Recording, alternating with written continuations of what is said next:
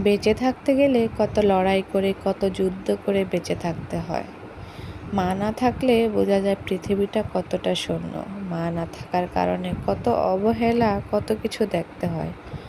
মা জিনিসটা না থাকলে অবহেলা কাকে বলে সেটা প্রতিটা মুহূর্তে, প্রতিটা সেকেন্ডে বোঝা যায়। যখন মা না থাকে তখন চারপাশের মানুষগুলো তাদের সন্তানদেরকে অসহায় মনে করে।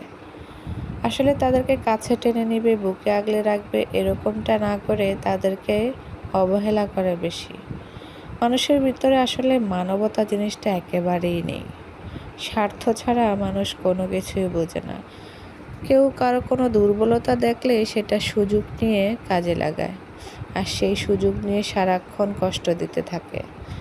একজনকে কষ্ট দিয়ে আরেকজন কখনোই ভালো থাকতে পারে না, কারণ আল্লাহ একদিন না একদিন তার ফল দেখিয়ে দেয়। আল্লাহ কিন্তু সারা জীবন মানুষকে কষ্টে রাখে না। কত ধৈর্য, কত পরীক্ষা, কত কিছুই নেয়। ধৈর্য পরীক্ষার ফল কিন্তু মিষ্টি হয়। আর আল্লাহ বান্দার জন্য যা কিছু করে ভালো কিছুই করে। হয়তোবা একটা সময় যায় কষ্টের, তারপর কষ্টের পর যখন সুখটা আসে তখন কিন্তু কষ্টটা ভুলে যায়। আর আল্লাহ সুখটা কিন্তু একটু দেরিতেই দেয়। দেরিতে কোনো কিছু আসা মানে সেটা ভালো কিছুই হয়। কিন্তু মানুষ সেটা বুঝতে পারে না। তারা ভাবে যে অসহায় আছে সে মনে হয় সারা জীবন এরকমই থাকবে। মনে হয় ভাবে যে অবহেলা করলে সে আরও দুর্বল হয়ে পড়বে, আরও ভেঙে পড়বে। আসলে এমনটা কিন্তু কখনোই নয়। অবহেলা করতে করতে একটা মানুষ কিন্তু একটা পর্যায়ে নিজের উপর একটা জিদ এসে পড়ে, নিজেকে তৈরি করে নেওয়ার, যে আমিও পারবো, তারা পারলে আমি কেন পারবো না, তাদের যদি এত কিছু থাকে আমার কেন থাকবে না, আমার তো একটা আত্মবিশ্বাস আছে, ধৈর্য আছে।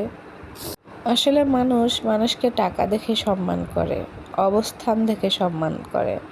যার অবস্থান যত ভালো তার সম্মানও তত বেশি। যার অবস্থা যতটাই খারাপ তাকে কখনোই কেউ সম্মান দেয় না। বাবা মা হচ্ছে বটগাছের ছায়ার মতো, তাদের ছাড়া পুরো পৃথিবী কিন্তু শূন্য। আর যদি কোনো সন্তানের বাবা মা দুইজনের একজন না থাকে তখন মনে হয় পৃথিবীটা কতটা অসহায়, কতটা শূন্য। কিছু মানুষ আছে আমাদের চারপাশে, আত্মীয় স্বজন বলেন, তারা এই সুযোগটা কাজে লাগায়, ভাবে তারা তো একেবারে নিরুপায়, তারা অসহায়, তারা কখনোই কিছু করতে পারবে না, কারণ তাদের তো কেউই নেই।